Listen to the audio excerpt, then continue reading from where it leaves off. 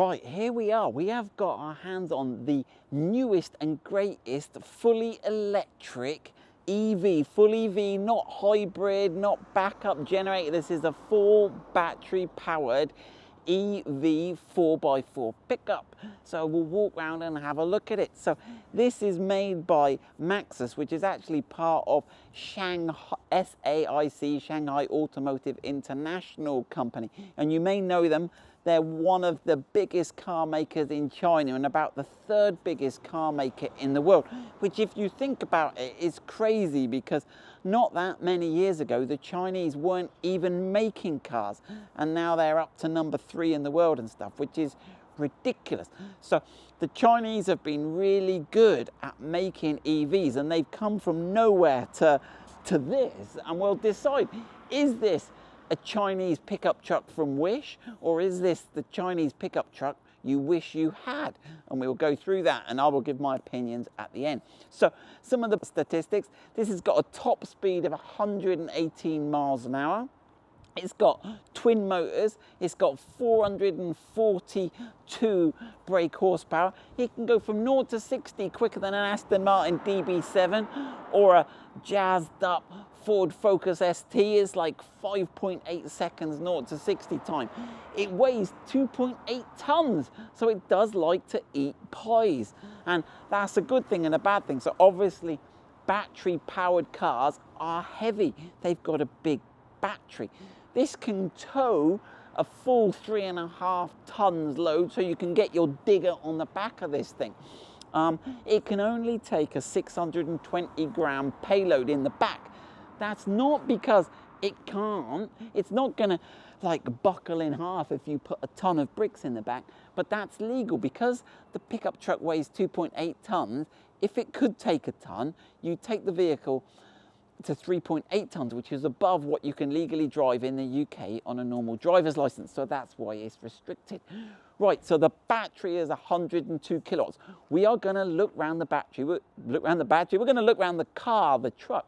So take a look at the general styling. So you might be thinking it's a bit Rivian, it's a bit maybe Hummer, it's got some things, but first of all, those of you that know pickups, normally, and we've put our Nissan pickup down today, normally the bed is separate from the main car, but they've actually made it as one, and this will help rigidity.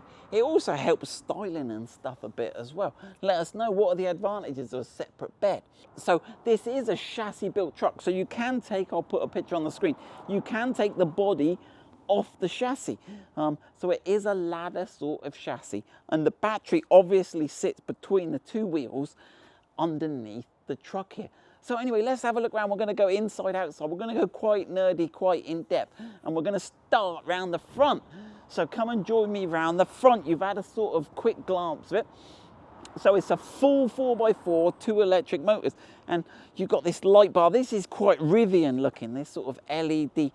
These headlights apparently, now some of this I'm going off literature, obviously. I'm not, Maxus haven't reached out to me and lent me the truck. We sort of borrowed and steal this one, but so this is no way linked to Maxus. And the good thing about that is the whole car journalism thing is they only lend it to people who are going to write nice things. So they haven't lent this to me. So I'm going to say some nice things and some bad things. So, right, these headlights apparently have an ultra high beam mode. And apparently that can see 400 meters. But anyway, that's pretty flash. They don't have matrix headlights, I don't think. They do have intelligent high beam assist, so it will go main beam and dip beam, but I don't know how you activate the ultra high beam. Obviously you've got this cool and funky whole light bar thing. This is quite Ford looking, isn't it? A lot of the Ford pickup trucks have this. But anyway, no pickup truck review is gonna be, I'm not a big fan of the lettering on the front. I think I take that off. But no pickup truck is complete without a review of the frunk. So I was trying to work out how to open the front. Now, there is a button here. Right, let's check this out. Is that going to open? Right, now check this out. We have got electronic frunk. So those that don't know, on electric cars, you don't have an engine. So you have a front trunk called a frunk. So this is the frunk. Apparently it's got 236 litres capacity. Obviously in the front you've also got some of your things, so this is where you're going to fill up the water. Apparently there's a washer fluid, there you go, your washer fluid is here, and then you've got your access to your 12-volt battery in there, not your high voltage battery. So what other treasures does the Frunk have? It has an LED light here. It would have been better if it was up there shining down. Now here's an interesting thing. On our Tesla, it's got a Frunk, but it's got an emergency release. So if you're accidentally trapped inside the Frunk, it happens, you can get yourself out, so you can't kidnap anybody. But I cannot see an internal Frunk release. Now Alicia, who's filming with me today, she said, Simon, I reckon you could fit in there, and she wants to trap me in there.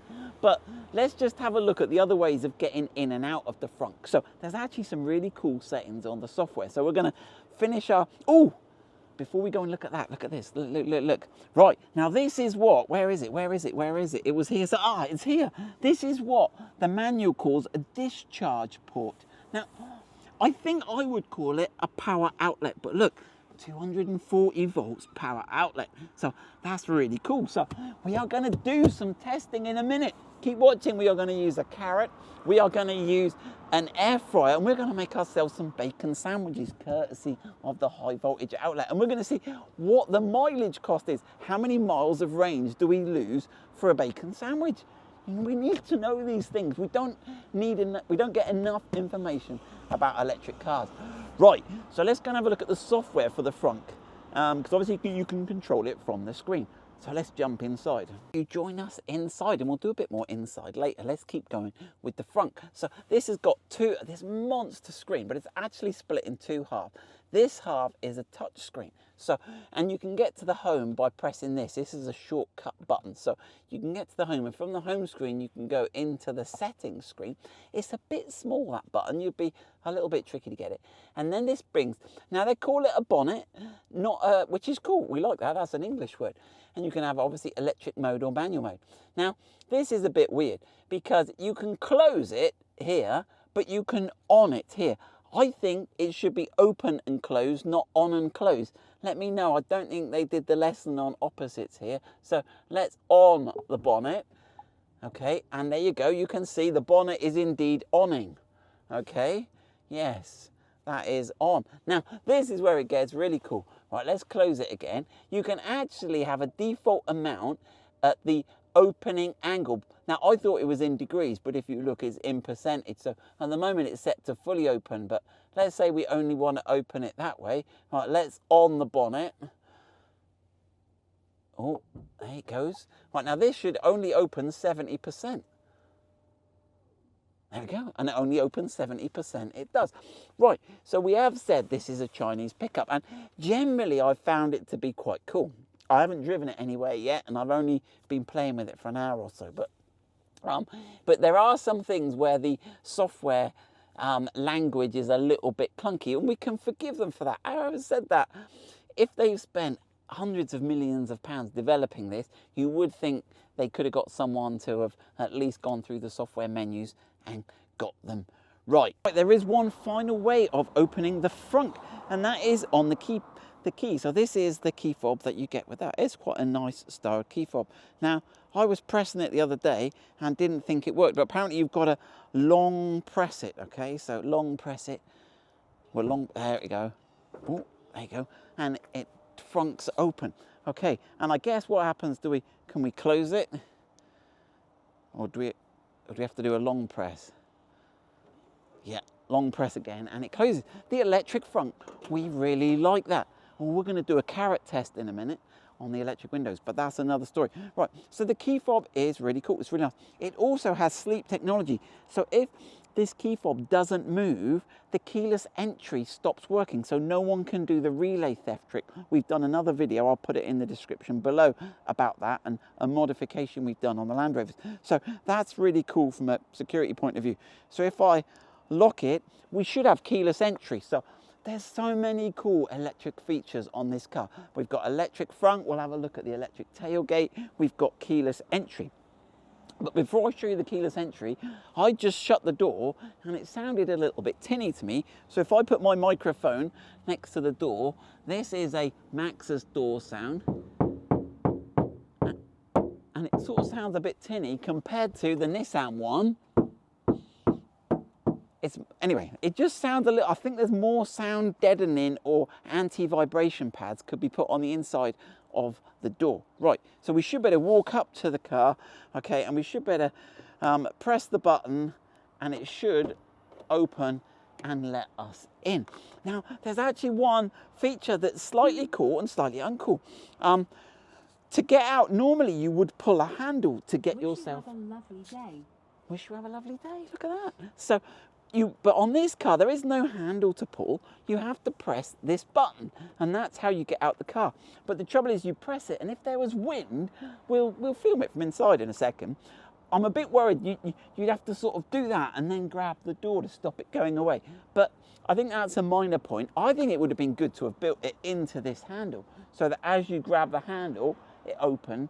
But obviously if you have a battery failure or an accident and there's a power failure, you can't get out your car. So every door has this secret little flap here, and you pull that out, and look, it's got a little pulley string, and you pull it, and that will release the door, and you can get out. And that is fitted to every door on the car. Right, jump inside, I'll show you what I mean about that door opening. So we're inside the truck now. So yeah, let me just show you that. So you sort of press that, and then it's quite intuitive. You sort of give it an elbow, and then grab that. But I'm just sort of worried. It would be a lot better if you just grabbed that and then it would just open with you. I don't know.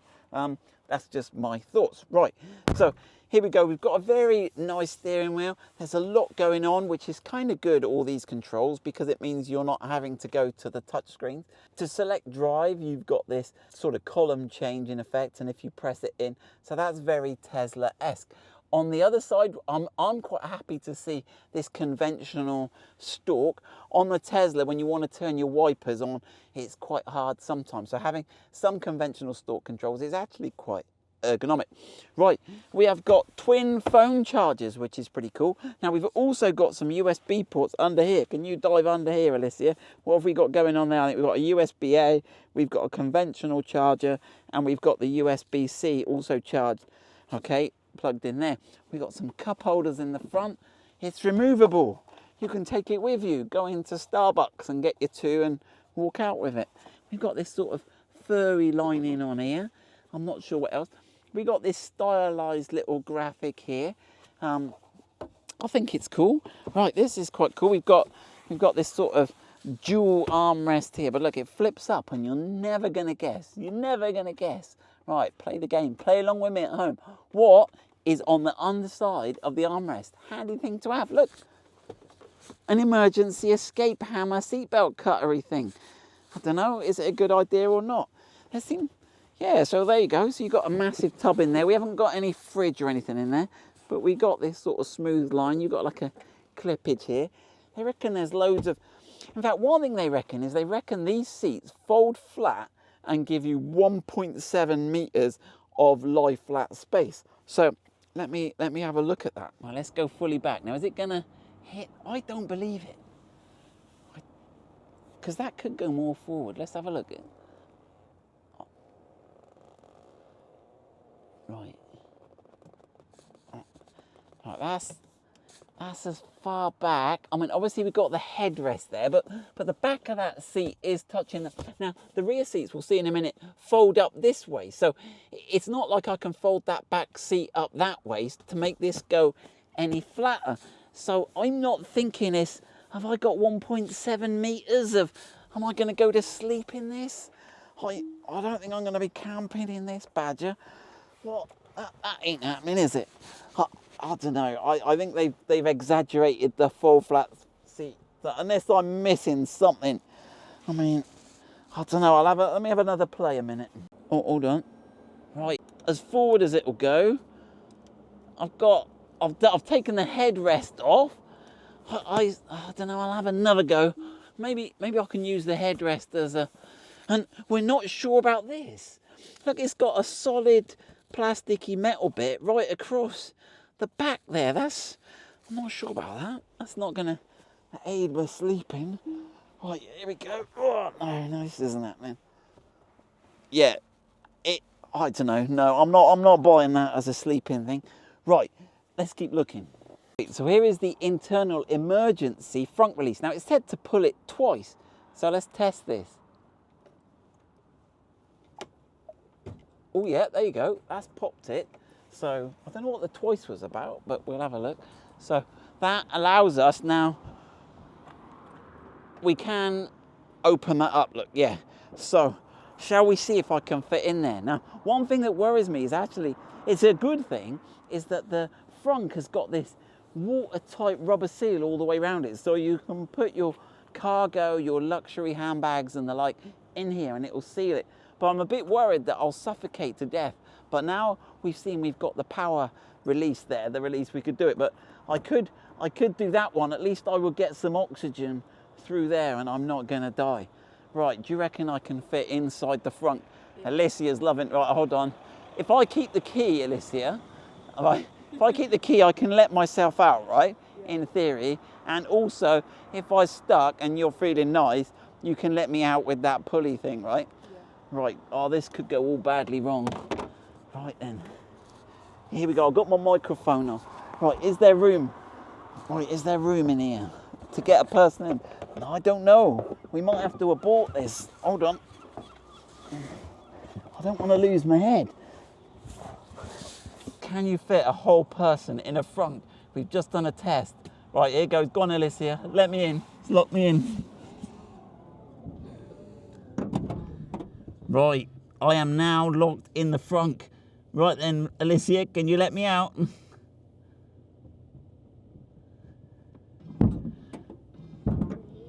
Oh, I'm still alive, everybody. Right, let's get on with this car review. Right, we're going to look at some features they've got on this screen. Now, we are sat here and it's a cold day in December and we want to warm our backsides. So we are going to put the heated seats on. And we've just explored and we've gone through my car and we thought, well, maybe we could get to the screen by putting like the temperature up or down. But the only way I think to get to the temperature screen is you've got to actually press the number, okay, and then it brings up this screen. And from here, we should be able to select the heated seats. Right, so you've got all the climate control here, and then you've got the seats tab here, okay, and if we go to seats, and actually it's got heated front and rear seats, and I can actually feel the heat coming through to our seats now. So you can activate the second row heating seats. There you go, okay. That's a bit annoying that you can't click on the actual seat itself. It would cost them nothing to have it and then it would be intuitive. I get the fact that this is a bigger area. Can I turn it off there? Yeah, okay. So that's the climate control. So one cool thing is you can press this home button whenever you're stuck. And I actually like that home button, that's quite cool. It's got a 360 camera system. So this car really does have all the bells and whistles, and you can play around with it here and you can get views down just the side of the car. So if you're going through a tight spot, you can also do this view here where you can see the car, and there you can actually see, and as you drive along it will see, so you get this like see-through bonnet, which could be useful off-roading, and we'll talk about off-roading, especially with it being a battery car, in a minute. Right, so let's exit. So we should be able to press the home button and it will always take you back to that, which I think is a really cool feature. So we've got tyre pressure and monitoring system, and we can go in and see this. I'm not sure if all this information is the best and most useful for the home screen. The tyre pressures, it's okay. Obviously then we've got the headlights and the fog lights all here, and that takes you through to another screen. In fact, actually that takes you through to the screen here. Now this is quite interesting. Right, so if you want to use the power sockets, you have to make sure they're turned on, and you need to go to the energy. So if you go to the settings, okay, and then you select energy, you can go to this V2L, which I think is vehicle to load, and you can actually move the limit along as to how much you want to risk using your 240 volt without leaving you stranded. So you can set a limit, and then you can start it. Okay, and that is just turning the inverter on that will make your 240 volts available, okay? So we will test the 240 volt socket later. When we get to the back, we'll get the bacon sandwiches on. Right, let's actually have a look at what range we've got. So this car has a range of 267 miles in real life terms. They say the WLTP or something they call it. You can see we've got 230 miles. Right, let's look at some of the other cool features. So you may have noticed this little section here, and one really cool thing about this car is it's got air suspension, so we can raise, and it's actually got 5 heights, sort of normal and then 2 below and normal and 2 above, and that's accessed by pressing this button here. Okay, and you press it, and then on the screen will come the heights. Now you can use this as like a toggle wheel, so we've got high, standard, low, lowest. Oh, how do I get up to highest? It's up there. I can't get to highest. Look, I'm pressing the. Can I? Oh, how do I get up there? I can see it. It's not letting. Or do you think you have to select high first and then go? So let's have a look. I'm not sure. If you look, if you can get the video of the camera on the, so it's looking. If we go high, you can actually see the car moving. So, is it going up? Yeah. Yeah. I felt it go down, but I don't know how you get to highest. So in the more settings, it's got it. Now, it has actually suspension set to high. I think it was actually taking its time. Let me see now. It looks like it might let us go to highest. It's not letting me go to highest. So don't know how you get to highest. We'll have to read the book for that. Okay, but here's some interesting things. It's got onboard scales. Now this is going to weigh, and it's going to tell us how heavy we are. So if we select this, it should tell us that the it's going to, let me confirm that. Right, it's starting to weigh it. So it's using its, I guess it's looking at what height it is versus unloaded. And it's, let's have a look, it's stationary. It's starting to weigh, and it's got between 0 and 6, and it should weigh the occupants and the load in the back. So this is, I think I clicked start. Is it doing it? No. No. We've got nothing in it. But there's a handy, you can put the mother-in-law in the back and then weigh her. Just check how she's doing on her weight control plan. There you go, it should work, I guess. And there are 2 other really cool features, or they could be cool. Now, camping mode, if you toggle it on, it locks the height. Now, I thought it would be really good if camping mode, if I was camping and I had a roof tent on it and I was on a slope, it would be good if it leveled it up, right, made it level and then locked it. But all this does is lock it, because if the suspension senses some movement, or what it tries to do is compensate. So you could jump in the back to do something, and then it could raise it, and then you could get out again, and it could lower it where it's trying to. So the camping mode just freezes the suspension, but it doesn't level it. It would be good to level it. Rivian had a way of doing that. Okay, so cancel. It also has a maintenance mode. Now this is really good. It allows you to lift the vehicle. So I think it means when you jack the car, the strut doesn't keep extending. So you've got to jack it up further and further to get that wheel to actually lift. And so if you're jacking the car, this is really cool. You can put it in maintenance mode, and also if you're working on the suspension system. So that's another cool feature of something they've added. All right, let's have a look in the rear seats. So obviously pickups normally historically have had quite cramped space in the rear. It's very much been a second thought, but this really has quite good seats. And one thing that's always you need to look at in the back of a pickup is the angle of this rear seat. But this has got quite a generous angle. They're often very upright. So, and we've got legroom. Obviously with it being an electric vehicle, we have got a totally flat floor throughout. There's no transmission tunnel needed or required. One thing I did notice in the rear is there's no passenger reading light. So there's no central light up here. There's nothing that I can see anywhere. So one emission is definitely the interior lighting is only at the front. I think that's a bit emission. Right. The doors, we've obviously got the electric release. We have got a JBL sound system. Some of the vehicles, depending on the spec, have 6, some have 8. So again, we've got a premium feature here. We've got the emergency door release. We've got this gloss black trim, which again is more premium than pickup. You've got this nice styling around here. It's all looking very lush. Right, we've got sill steps. Right. Okay, so let's have a look at the seats. So we have got seat belts. We have got 3 full seats. We've got Isofix seat belts for the kids in the back. Right, we can pull this seat forward. Now, before you pull that seat forward, so we've got 60-40 split rear seats. this one here should pull up. Where's the lever? You've got to pull that there, okay, and that will pull that up. So you see what I was saying earlier about the seats folding flat? That isn't going to help you at all with this folding flat. So let's put the headrest down, okay, and then we pull this lever here. Now, one thing I noticed is there's no seatbelt catcher. It would be good to have a little seatbelt catcher here so that you can take the seatbelt off and you can clip it, otherwise it gets stuck a little bit. Right, there we go. So right, what have we got in the back? So you've got this little sort of panel here. We've got a first aid kit, we've got the tools, we've got a warning triangle, we've got all that stuff. I guess that's actually charging leads. That's a good location for the charging leads. Now, some vehicles have an opening rear window.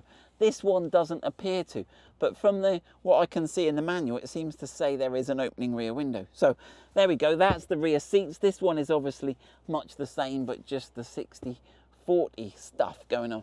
Right, let's put that little Velcro thing back up there. And this is where you've got to make sure you get the seat belt back round again. Put that there. There is some storage space under here. It's not the most genius system. It's not like the Honda Jazz where when you fold this one down, this one submarines under the way. That would be really cool. Got some pretty chunky mirrors. We've got the side indicator here so people can see. We have got the 360 system camera fitted under there. This colour is called Concrete Grey. I love that name. It looks very Nardo Grey, I think is the Audi colour. I quite like it. It goes well. We got this chrome trim here. Side steps seem to come standard fitment. Now, this is an interesting one. Let me know your view. They have put the charge port here. So obviously, this is where you would put a fuel flap. But what I'm struggling with is when you go to a charge station, you either back up to it or you go to the front, and it's quite a long reach from the back here to get the lead all the way there. Maybe they should have put it at the back, like on the Tesla, we've got it on the back corner, or put it at the front in the grille. Then you can either go to it forwards or backwards. This, I'm not sure all the chargers are going to reach all the way here, but we have got fast DC charging socket here, and we've got a single or three-phase, that's a type 2 charger, so you can charge it from your house, you can charge it at work, or you can charge it on a fast charger. So we've got all that good, but a bit fuel flappy. One thing I noticed the shape of the wheel arches. We've got this very sort of up and down, but obviously that's where we've got the air suspension. We've got quite a lot of travel, so that gives us the ability to go up and down. We got some pretty nice alloy wheels on here. These are big fat 20-inch tires, which I think is plenty for this truck. So again, it's one-piece tub. We've got this sort of almost like roll bar styling. Let's move to the rear and look at some of the cool features on the rear. So first of all, we have the electronic release. So let's have it. Actually, we haven't looked at the back, have we? So we got a traditional sort of step bumper. We got some rear lights. We've got number plate lights. The number plate lights are not LED. I've got no idea why. Yeah, you can tell that because they're actually really hot. So why didn't they fit LED number plate lights? There's an upgrade straight away. You've, as well as the 360 camera system, you have actually got ultrasonic parking sensors as well. You can see we've got the 4 sensors. We've got these rear lights, light bar across the top, and again, a very big Maxus thing going across there. Right, so you've got to come here and press here, okay, and that should, whoa, nearly had you, and that smoothly lowers the, now, I'm not sure if it raises the tailgate. I think it's just a release. Now what this does is this is the easy load button. So this button doubles up. And what it's actually doing is it's letting the suspension down so an old man like me can get in the back. You see, that's cool, isn't it? Okay, so yeah, there you go. So this is the back of the pickup truck. Right, we have got side rails. These are really good. These are standard fitment, and these are where you can lash all your accessories down, and they should sort of move backwards and forwards. I guess if you spin that enough, you can go to the, and push them in. You can go to different positions and lock them up, and then you can strap your loads down. I've got these in the Nissan, and I find these super cool. Also, I like the plastic bit at the top. On the Nissan, if you flash over to the Nissan, you will see the top of my truck it's just painted and it's always getting scratched and stuff. So I like that. We've got a nice tough bed liner. But check this out. Look, we've got LED lights in the interior, work lights. And these actually come on when you open the tailgate. And there's a switch inside as well. So yeah, this is all pretty good. Now this is about 1.5 meters long. So let's have a look. It should be. Let me get the tape measure. I bought it. Let's measure it up. Now what would be really cool is if we could get a sheet of 8x4 plasterboard. I'm always trying to get plasterboard in the truck. So what is the distance between these two? Have we got 4 foot? We are nearly there. Look, we are nearly at 1 point. That is such a shame. That is just off. So you can fit your plasterboard in, but you're gonna have to go on one wheel arch. Right, let's have a look how far we are this way. Okay, so we are probably with it closed, 1.5 meters. And then if we went all the way to the back, look, we're about 2.2 meters. So we'd still be hanging over a little bit with our 2.4 meter, 8 foot sheet of plasterboard or timber. Right, now this is where it gets really fun, because look what we've got here. We have got some 240 volt outlets. So now is the time to get lunch on. So it's a pickup. So you're going to use this for camping. You can get your air fryer or your kettle out. Maximum of 2.2 kilowatts. We are going to get our air fryer out and see how long it takes us to make a bacon sandwich. And we're going to see how much range. So we have the Ninja. Other air fryers are available. We've got them all set up. We've got our 2 slices of bacon. Look, I haven't turned it on yet. So let's go and check what our range is. It was 236 a minute ago. Let's have a look what it is now. So we have got 234 miles of range. Right, let's go and start the air fryer and see how many miles. 234, that's easy, 234. Right, we have to close the pickup to see the range. Right, here we go. Right, Ninja Foodie on. Right, so while the Ninja's going, let's have a look around. So the pickup tailgate, you have to push up manually. So this is a conventional pickup. Now, to access the spare wheel, you've got to put the tool in through here, and it lowers the spare wheel. There is no lock on the spare wheel. Right, now let me just grab the camera. Now, one thing we need to talk about is off-roading, and we'll talk about off-roading. Oh, let's get the camera level. We'll talk about off-roading and what off-roading capability, but let's have a look underneath. Now, the wade distance, the wade height is only 550 millimeters, and I think it's due to the amount of high voltage. So obviously the orange cables are high voltage cables. Now, I've got concerns about where this is positioned, because it's just to the rear of this spare wheel, so the rear wheel. So this is going to get a lot of debris thrown up over that. Right, well, we're underneath. Let's take a look. So you can notice we've got air suspension here. You can see the air suspension strut. So we've got full independent suspension, front and rear independent suspension. Unlike the Land Rover, these look like steel. So the suspension struts on the aluminium, to reduce weight, are made out of aluminium. Right, so let's have another look. So obviously you can see the battery under there. The majority of the underside of the vehicle is, and you can see we've got a motor in under here. Now this protection here is quite flimsy. I think there's probably a good opportunity to make a steel protection plate that would protect your motor. You can see in there. The batteries, you've got quite a lot of ground clearance there, you can see, for the battery. And on the other side of the pickup, you can see that it's got a WABCO. This is the air suspension compressor. And again, it's not protected very well, and it's not so far from where you're going to get a lot of spray. I've got my concerns about how exposed these are. Blimey, someone could even just come along and nick it. There you go, your spare wheel is on the conventional chain underneath. Right, that's the underside tool. Let's check how our sandwiches are doing. Imagine being on the building site or even on the campsite, the wafting smell of cooking bacon. Oh, right, we're counting down 5 minutes to go. We got in the 5 minutes. Let's jump inside again and look at the off-road modes. So we'll look at the terrain response modes and the other stuff that you could do with off-roading. Now, obviously, off-roading with a battery is a bit of a And I'll put some data on the screen now for the approach angle and departure angle, but let's look at those as we walk around. So the departure angle is the angle that goes from the contact point of this wheel up here, and pickups always struggle with this because of the overhang. And there's a bit of an argument that says, why aren't these wheels further in the corners? That would give you more room between the wheels for the battery to go. The front is quite good. The approach angle is quite good. And again, I'll put the figures on the screen. Right, let's have a look at the off-road modes. We'll jump inside. Right, so all the off-road mode stuff is pretty much controlled from here. So we went over the suspension height. Obviously, you can press that and select the suspension, but you've also got these terrain modes. So if you press that on the screen, and then you can toggle this, so we could go into sport mode. Okay, but we could also look at more settings and see. Now, apparently it's configurable. So your sport mode is more dynamic. You've got snow mode, okay.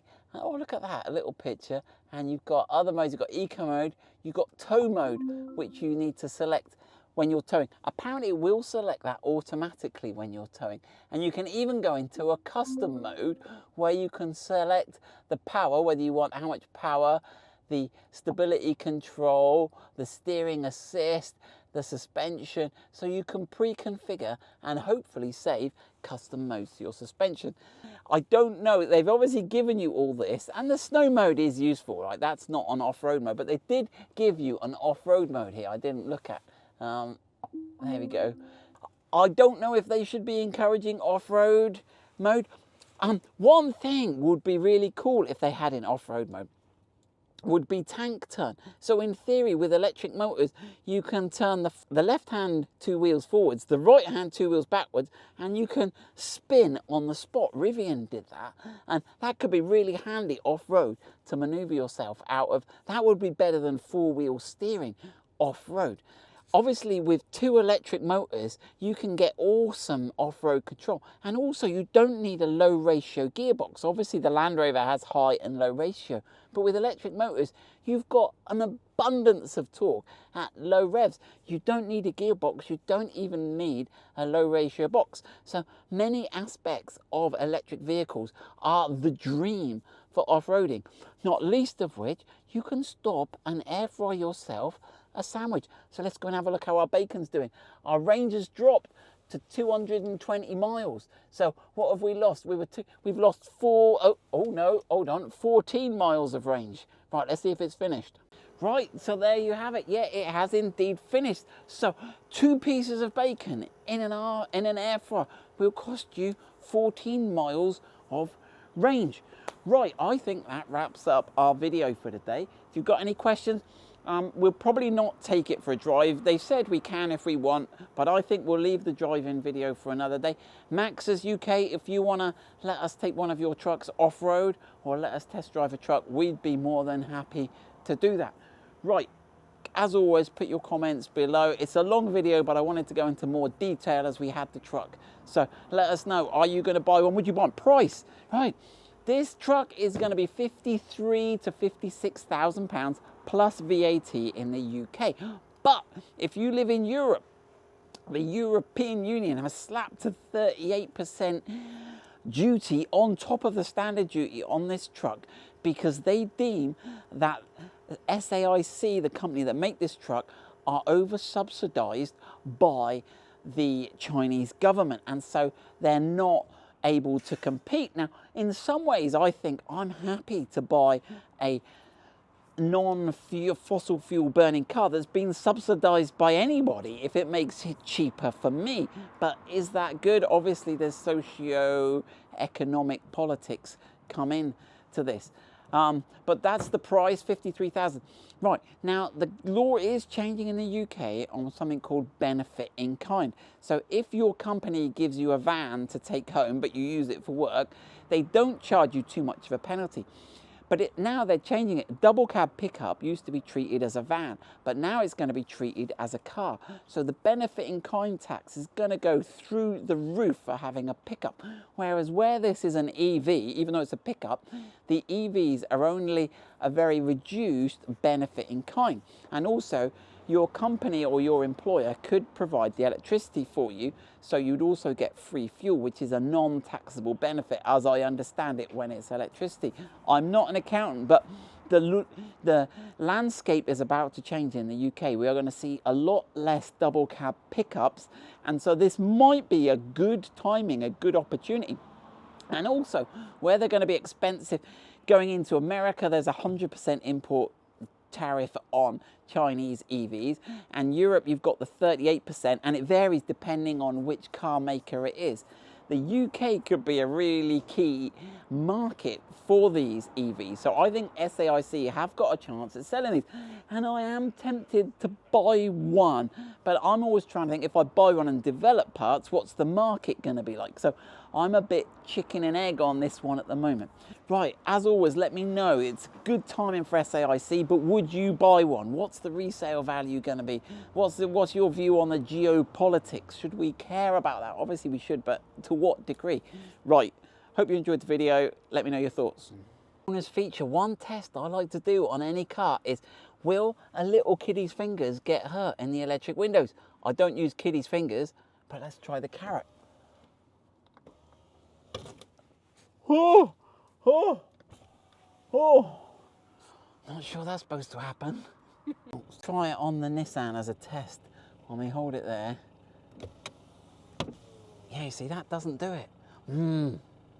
So I've parked the Maxus next to our Nissan Navara MP300, and I thought that was a good sized truck. But just look at the difference in size between these two.